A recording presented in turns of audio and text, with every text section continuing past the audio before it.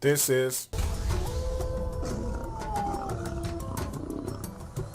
breaking down the Bible, the Hebrew Scriptures.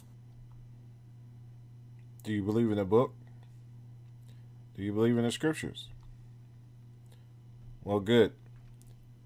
Because today's question and answer session is about what rainbow means in the Bible. Now listen, I know you guys got a lot of questions, and I'll get to them, and there's a lot of them out there. But sometimes you're going to have to look some of this stuff up as well.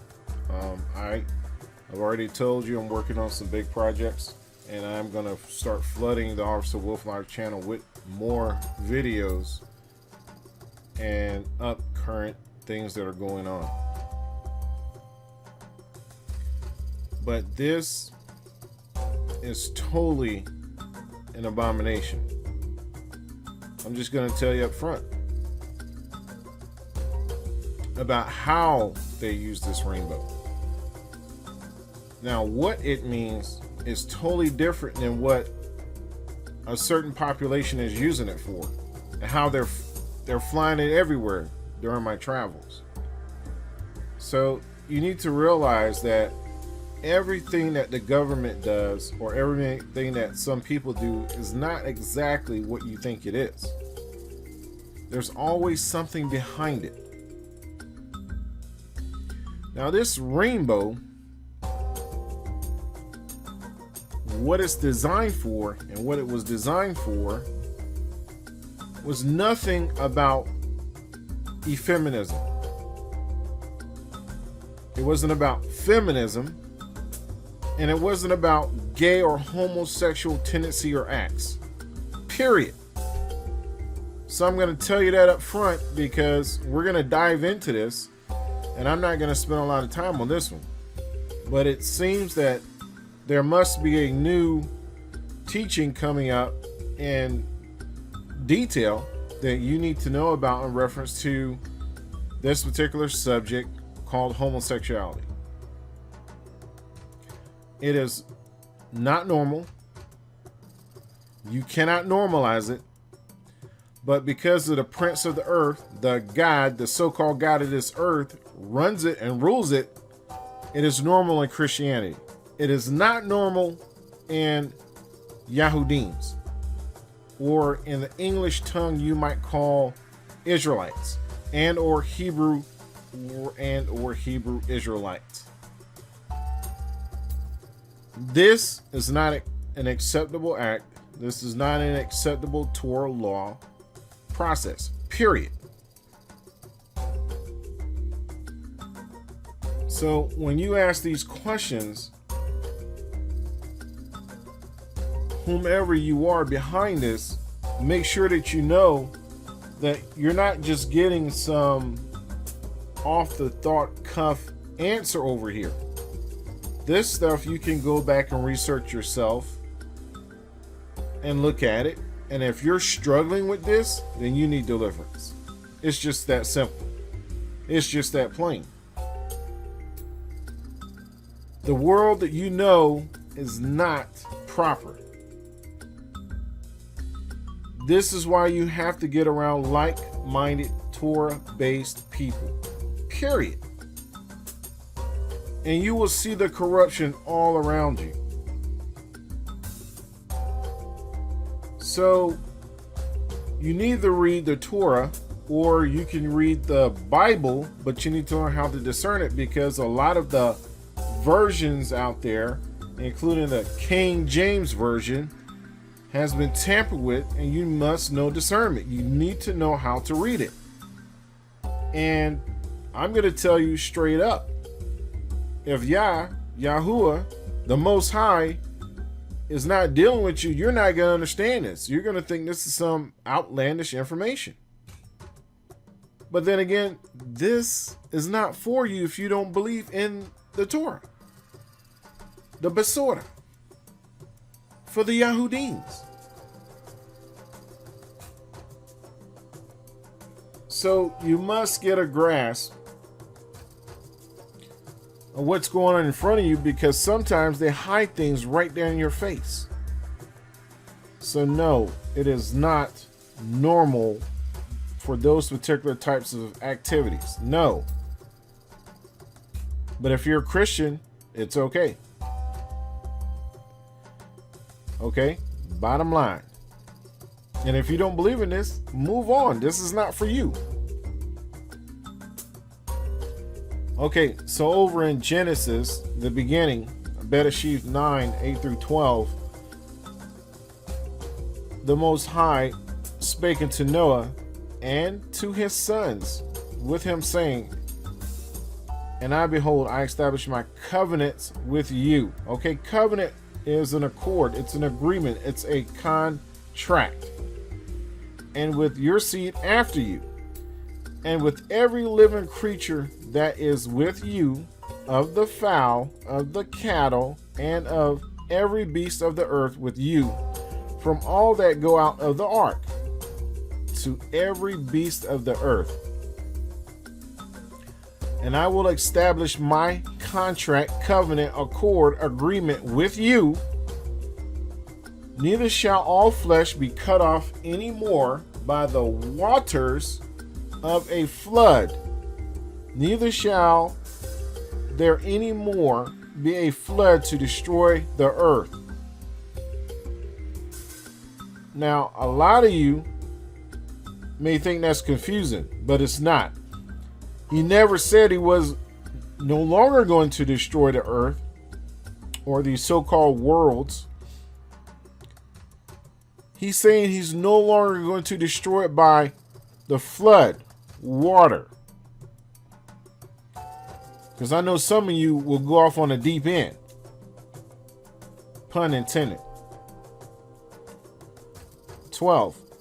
And Yahuwah said, this is the token of the covenant, the contract, which I make between me and you and every living creature that is with you for perpetual generations. That's many generations to come. Moving on. Now be very careful here. Very careful here. You got to listen to this very carefully. 13. I do set my bow in the cloud. Now, the I obviously is the Most High. Yahuwah. Yah. That's his bow. Not yours, not mine. That's his. It doesn't belong to the people. And here's why.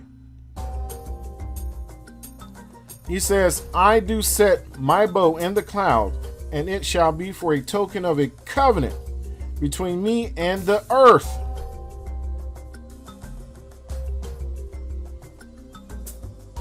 He's putting more addendums here. 14. And it shall come to pass, when I bring a cloud over the earth, that the bow shall be seen in the cloud. After it rains, all those clouds, and when you start seeing light and some sun, you start seeing that bow. English rainbow. And I will remember my covenant, which is between me and you and every living creature of all flesh. And the water shall no more become a flood to destroy all flesh.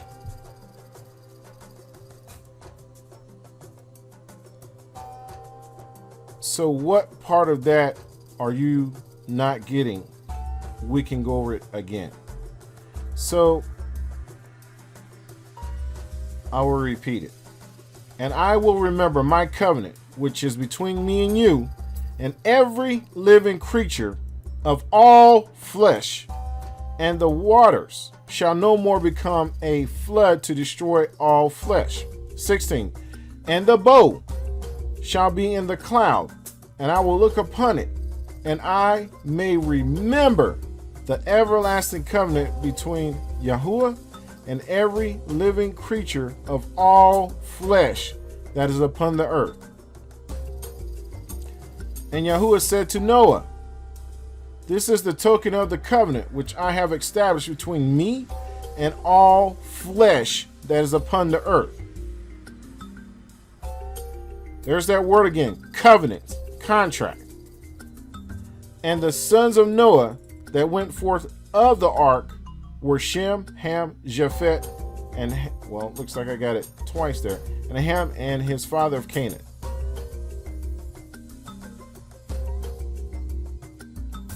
And Ham is the father of Canaan. So look, when you see that bow, you need to say thank the Most High. Because that bow is a contract not to destroy us by water again. So that bow reminds him not to destroy all flesh with water, the flood. That's what that bow means. That's what that ring bow means.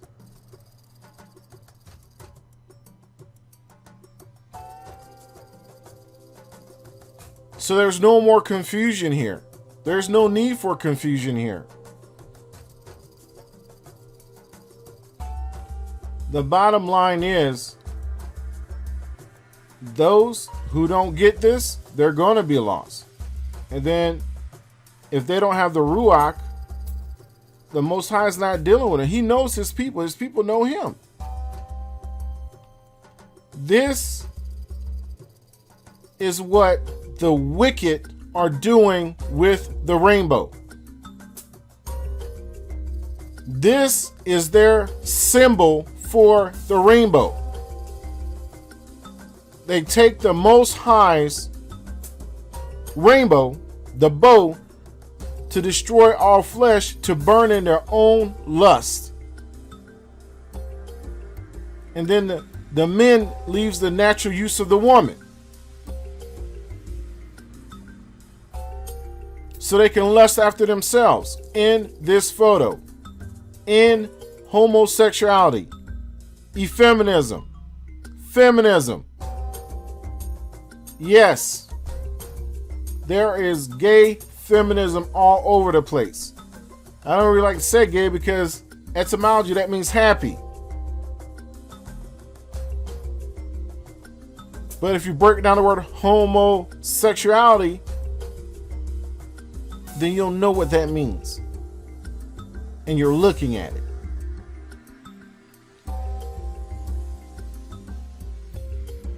These are reprobate minds, period. Even the alligators know better than this. The sharks know better than this. And they're in the water.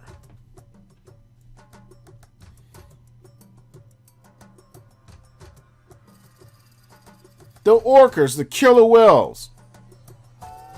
The killer whale is the wolf of the sea. It's an apex predator. It can kill anything, even sharks. And it knows better than to do this.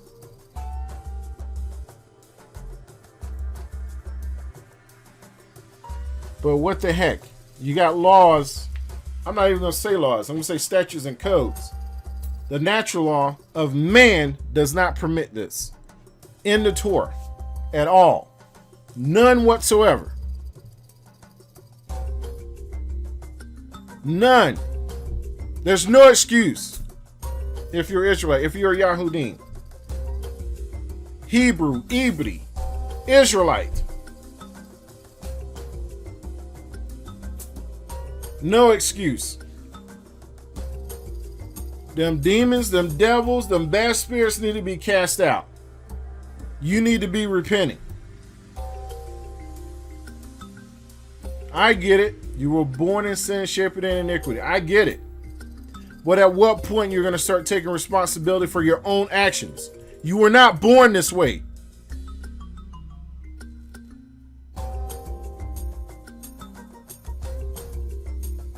And then you have preachers who are homosexually active preaching this same scripture process. And you got women preachers and pastors out there preaching the same mess, that it's okay. But in the same book, it tells them it's an abomination. The same book, it tells them it's abomination. This is a mess. If you don't believe that you're at the end times, then you need to close yourself off somewhere, because it's just as prevalent as days of old. This is sickening. And no, there's no such thing as a woman minister and preacher and pastor. I did a teaching on that already.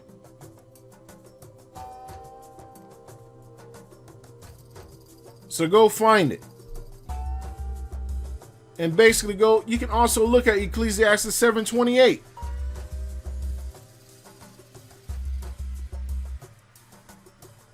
But the first thing those women want to tell you, oh, Deborah. And then they want to go to the... It's crazy. I'm going to back off of that, because I have another teaching on that coming up as well. I'm going to back off of that. Look it up.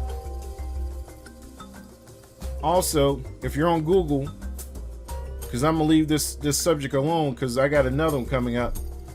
Just type in, oh my people. Oh my people. Because sometimes you guys got to learn to go look this stuff up.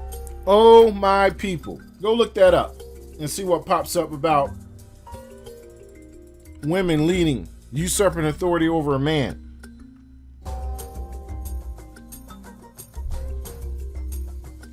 Women have their roles. Men have their roles. It's as simple as that.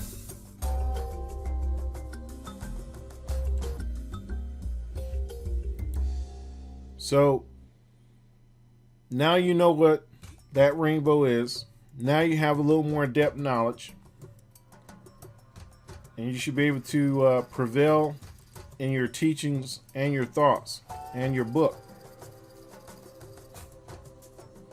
So here's a holy check for learning.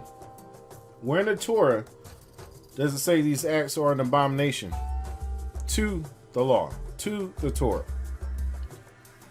And Proverbs 4:23 is a good one, because you do need to guard your heart with all due diligence out there. For out of it are the issues of life. This is why I put this here.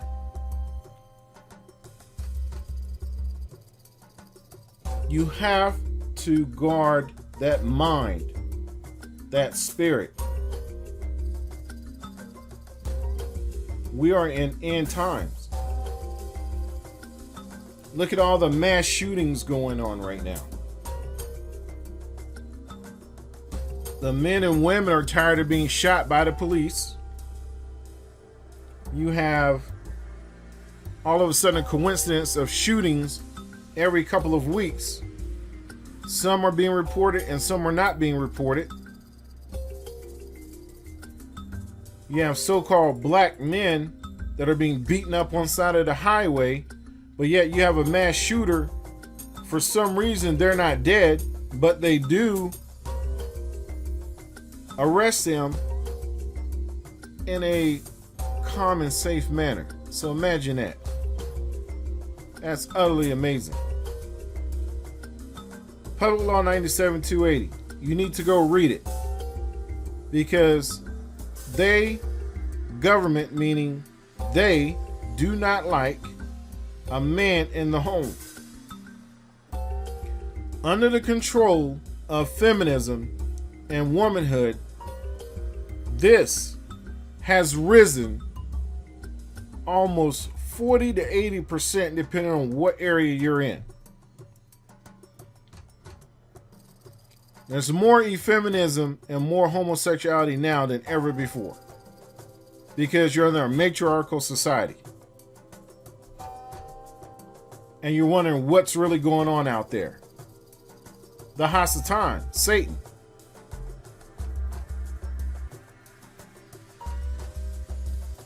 Know the difference between these two. There is none. Again, study this. Right now, you're in Christianity when people come before me for decisions, I'm telling you right now, when they come before me for decisions, you're dealing in Christianity. So you need to know this book. You need to know the common law. You need to know the Torah.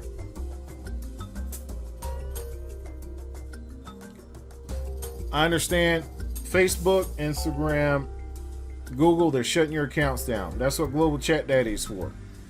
We're going to be doing a high page marketing on this. Go over there and get your account. Start your groups.